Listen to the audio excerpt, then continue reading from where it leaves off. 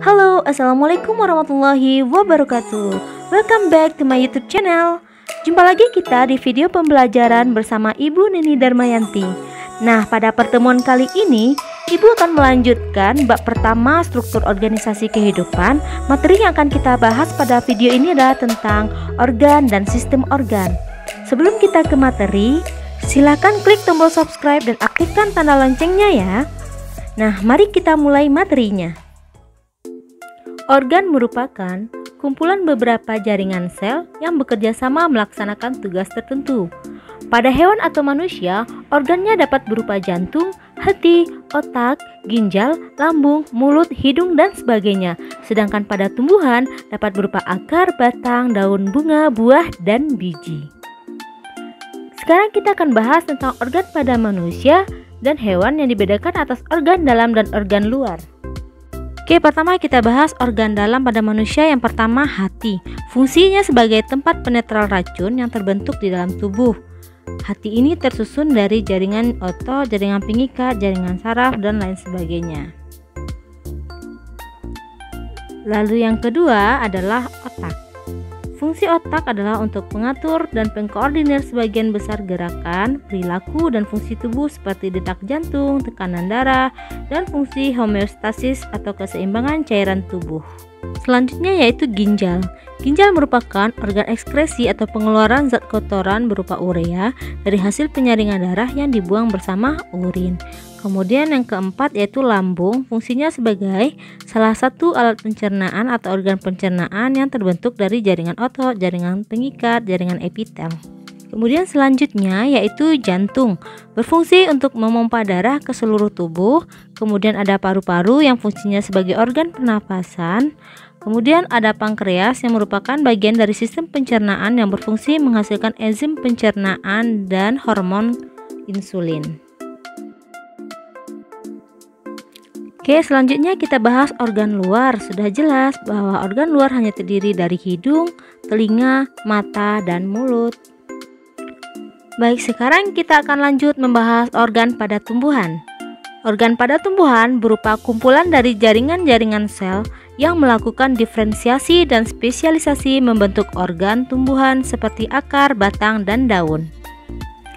Akar berfungsi sebagai organ untuk melekatnya tumbuhan pada media, kemudian menopang tegaknya tubuh tumbuhan, kemudian membantu menyerap air dan unsur hara, serta sebagai alat pernapasan, contohnya akar nafas pada tumbuhan bakau, kemudian sebagai tempat menyimpan cadangan makanan, sebagai contoh pada umbi singkong, kemudian pada wortel itu merupakan cadangan makanan yang disimpan pada akar. Kemudian sebagai alat perkembangbiakan vegetatif.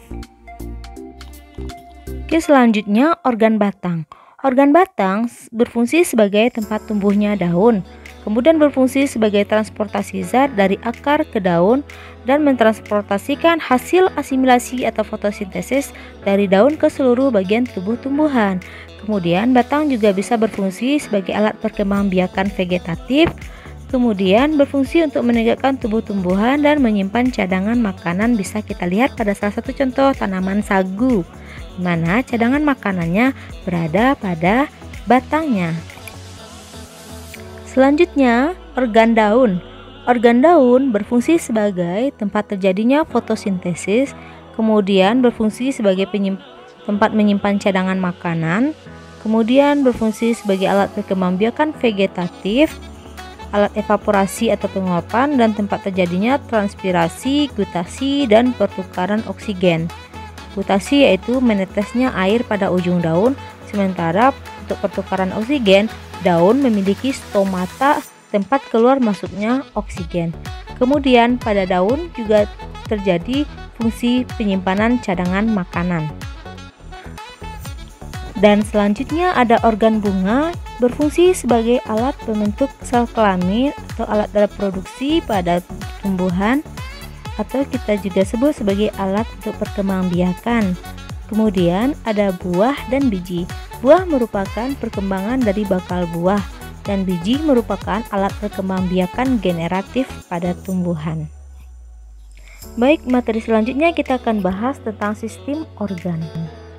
Sistem organ merupakan sekumpulan organ yang bekerja sama untuk melakukan fungsi-fungsi yang lebih kompleks.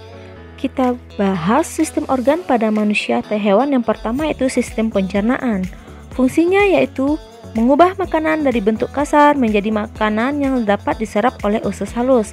Nah, organ-organ yang berperan berupa organ mulut, kerongkongan, lambung, usus halus, usus besar, hati, dan pankreas. Nah, pada hati terjadi penetralisir racun. Nah, di pankreas nanti dihasilkan beberapa enzim-enzim pencernaan.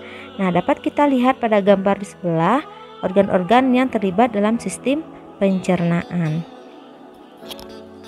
Nah, baik, selanjutnya kita akan bahas sistem yang kedua, yaitu sistem pernapasan atau respirasi.